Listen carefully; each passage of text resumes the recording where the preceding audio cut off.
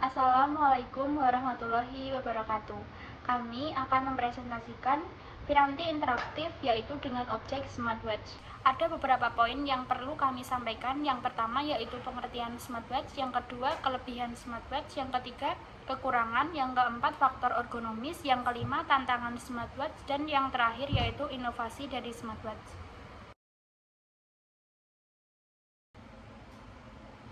Baik, yang pertama yaitu pengertian dari smartwatch. Apa sih smartwatch itu? Smartwatch atau jam tangan pintar adalah sebuah perangkat komputer yang dapat digunakan dalam bentuk jam tangan dengan teknologi layar sentuh untuk penggunaan sehari-hari.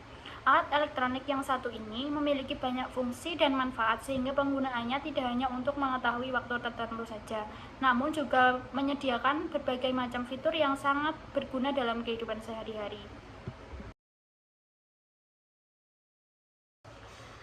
Yang selanjutnya yaitu kelebihan dari smartwatch. Yang pertama yaitu pemantauan kesehatan real time. Memungkinkan pengguna melihat data kesehatan langsung seperti detak jantung dan tekanan darah. Yang kedua yaitu integrasi dengan aplikasi kesehatan. Terhubung dengan aplikasi seperti Apple Health atau Google Fit untuk menganalisis lebih lanjut. Yang ketiga, kemudahan pengguna. Desain intuitif agar mudah digunakan oleh semua orang. Yang keempat, fitur multi sensor, dilengkapi berbagai sensor untuk memantau berbagai aspek kesehatan. Yang kelima, pencegahan dan intervensi dini, memberikan peringatan dini terhadap potensi masalah kesehatan. Dan yang terakhir yaitu mendukung gaya hidup sehat, menyediakan rekomendasi untuk olahraga, tidur, dan pola makan sehat.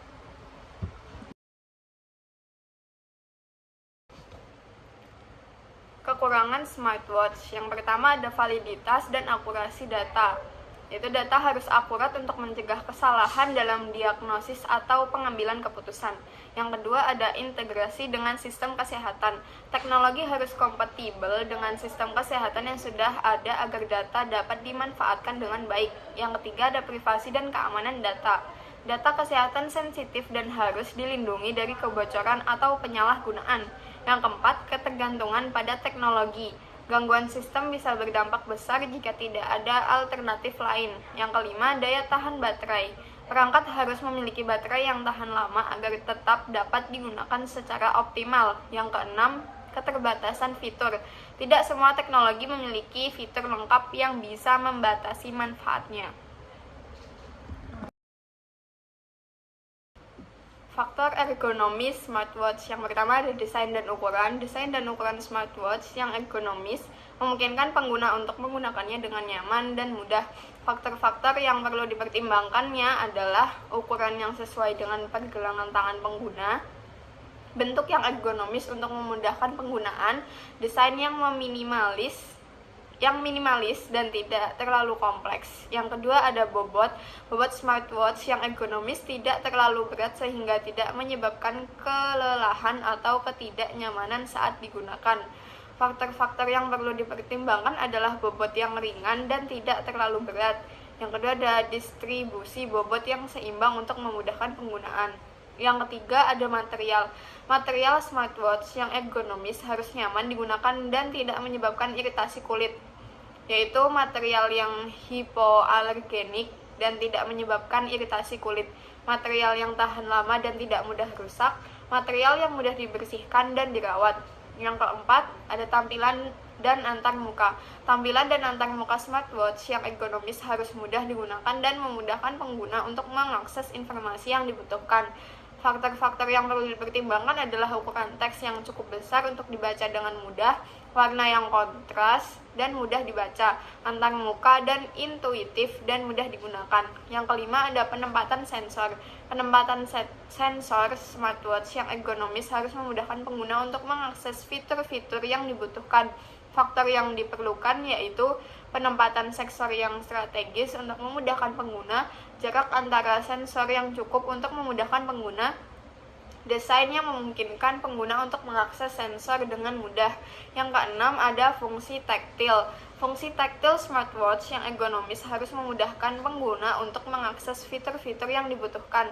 Faktor-faktor yang diperlukan yaitu getaran yang cukup kuat untuk memudahkan penggunaan, desain yang memungkinkan pengguna untuk mengakses fitur-fitur dengan mudah, fungsi yang memungkinkan pengguna untuk mengatur getaran sesuai dengan kebutuhan.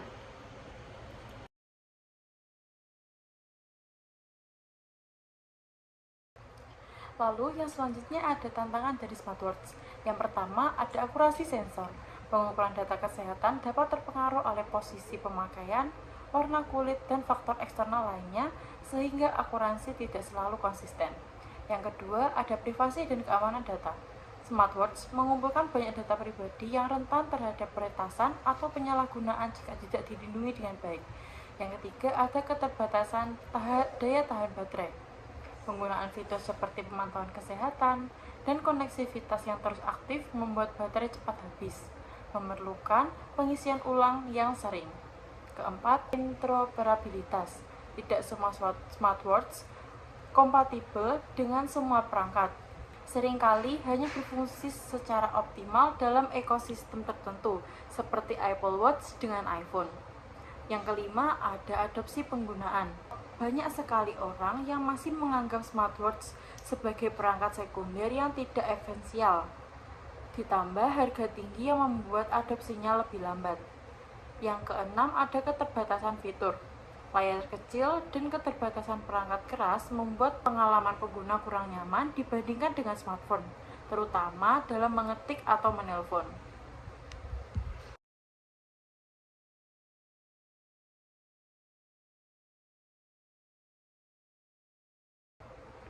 Dan yang terakhir ada inovasi dari smartwatch.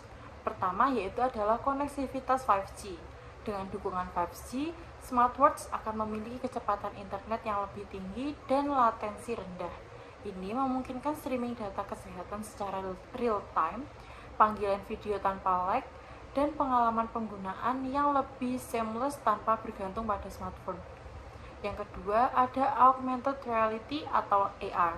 Teknologi AR dapat meningkatkan interaksi pengguna dengan smartwatch seperti navigasi yang lebih interaktif, tampilan holografis kebugaran, atau bahkan bantuan visual dalam olahraga dan pekerjaan. Yang ketiga ada pemantauan kesehatan yang lebih canggih. Sensor yang lebih akurat memungkinkan pemantauan kesehatan yang lebih komprehensif seperti deteksi awal penyakit jantung, pemantauan kadar glukosa non-invasif, dan analisis tidur yang lebih mendetail untuk meningkatkan kesehatan pengguna. Interaksi AI yang lebih dalam. AI dapat membantu dalam memberikan rekomendasi kesehatan yang lebih personal, mengoptimalkan daya tahan baterai, serta meningkatkan pengalaman pengguna dengan fitur asisten suara yang lebih cerdas dan interaksi yang lebih intuitif.